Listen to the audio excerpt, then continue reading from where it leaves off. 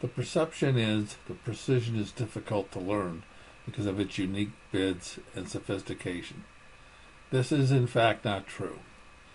As the title indicates, this collection of videos will teach you the basic precision system in less than an hour. Well-known expert, teacher, writer Larry Cohen has stated that he would start beginners on precision as it is the easiest bidding system to learn. According to Larry, the beauty of this system is twofold. You get to start your strong hands at the lowest possible starting point, one club. All other one-level opening bids deny good hands, thus making the auction simpler.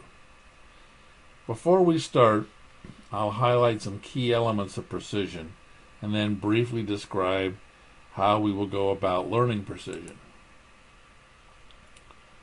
One of the reasons for the perception that precision is too complicated is the large number of precision system documents. I've seen over 50 just looking at English publications. These may easily be over 100 pages long, but they describe partnership systems. This leads to the perception that the standard natural systems are easier to learn than other systems. Standard natural systems are, in fact, totally unnatural and can be very hard to master. You have reverses, forcing and non-forcing beds, jumps, non-jumps, weak and strong, etc. Then you take your standard natural system and you add Smolin, Flannery, Bergen, Jordan, Drury, new minor forcing, XYZ, etc., and you see my point. All these conventions are not your standard natural system, but tools you add to the base system.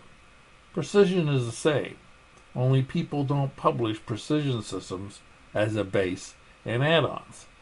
They simply publish the complete partnership agreement, albeit several hundred pages. This set of videos is broken into 3 parts. Part 1 will teach you the basic system of bids. What we are going to do is start with a simple system. Actually, it's a little simpler than the original precision system. However, even with this basic level of understanding, you'll be able to play precision with other precision players. Part 2 will add one tool to the original precision system had. Then, in Part 3, we'll start going through some of the add-ons. These could be conventions or even some different approaches. These would be like the conventions added to your standard natural system. Some partnerships may want to play it. Some others may want to do something different. But they do tend to be independent add-ons so that you can make precision as sophisticated as your partner would like. CCW of Taiwan developed precision in the late 60s. It is the basics of various precision systems played since. We are including modern elements which simplify the original system. In one of the Part 3 videos, we will discuss the differences. We are assuming that you have a basic understanding of bidding. For example, counting points, suits versus no trump, etc. There are 3 new bids to learn for precision. These are the 1 club and 2 club openings and the 1 diamond opening bid. We'll go into detail on these bids. We will describe a convention for handling 4-4-4-1 hands of any strength. This may or may not be familiar to some of you. If it is, then make sure it's the same as what you're playing today, because there may be some differences. Finally, we will discuss the different considerations in opening 1 no trump and 1 of a major. Within those different considerations, the expectation is how you will bid will remain the same. I've broken this up into 3 short videos. After these, you will have the understanding of playing the basic precision system. While there are a couple of precision systems which don't use asking bids, the majority, including the original system, do. The concept is strong enough that I believe it should be included in your base precision system. We will discuss what asking bids are and how to use them based upon Wee's original system. There has been considerable expansion on this concept over the years, and we will discuss those options in one of the Part 3 lessons. While Part 1 is about 50 to 60 minutes, and Part 2 about 25, Part 3 is really unlimited. After Part 2, you will have a solid base precision system to use. Like any system, it can be enhanced through the use of conventions or tools. Precision is no different.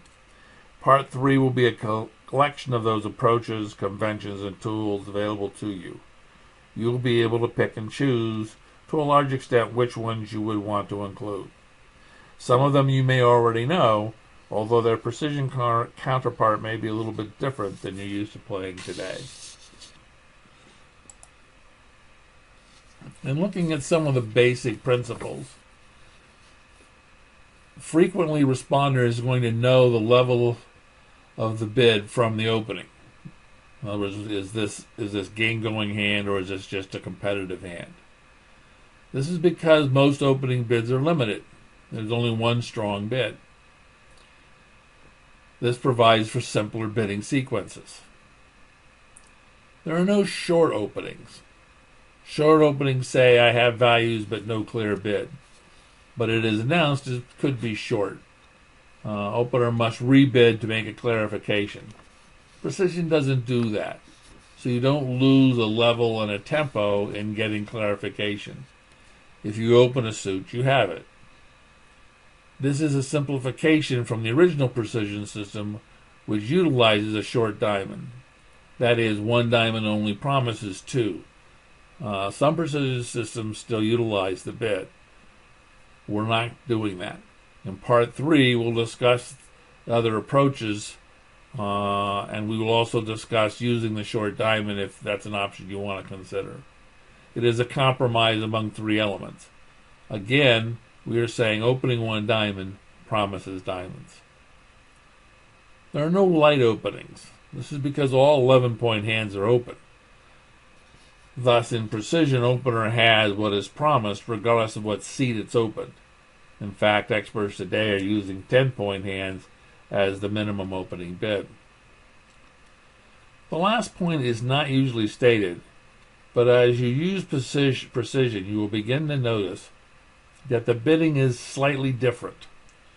Only one person is trying to accurately describe their hand as directed by his partner.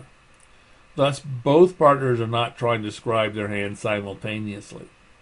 This will increase the accuracy as well as eliminate some of the tempo-losing bids. It also tends to have one hand, usually declares, less known to the opposition, which makes their defense a little more challenging. When making bids which indicate points, only high card points are used.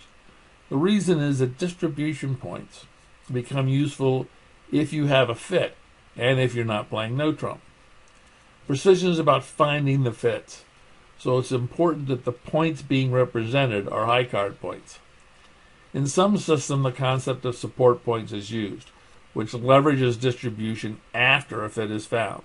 These concepts will be addressed in the Part 3 add-ons.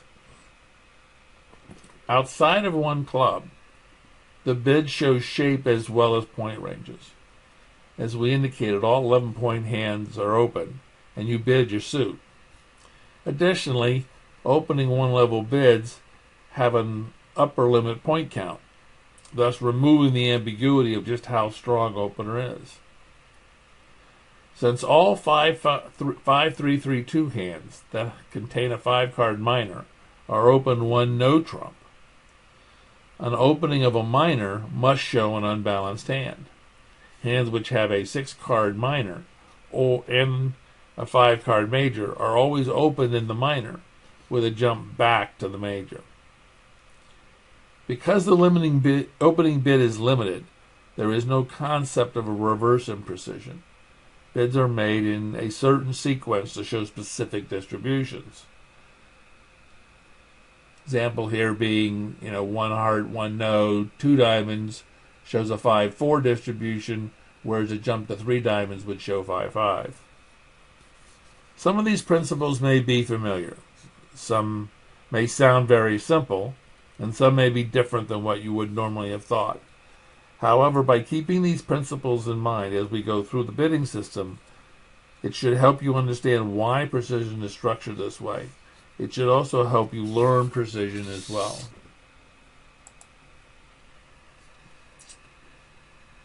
Everything included in the videos is in conformance with the ACBL convention charts. That means it's playable in all events. Precision uses a lot of alerted bids. It's a separate discussion as to why, but there are a lot of bids utilized that will have to be alerted. We have marked the alertable bids with a red asterisk.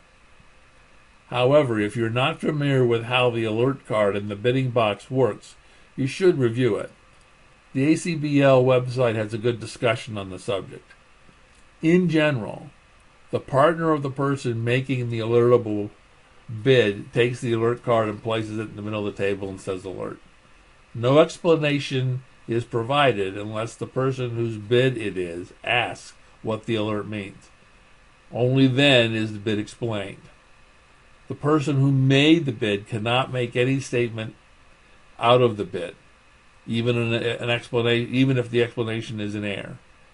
After all the bidding is complete and before the opening lead, correction of inaccurate information is provided. We will now proceed to the Part 1 videos.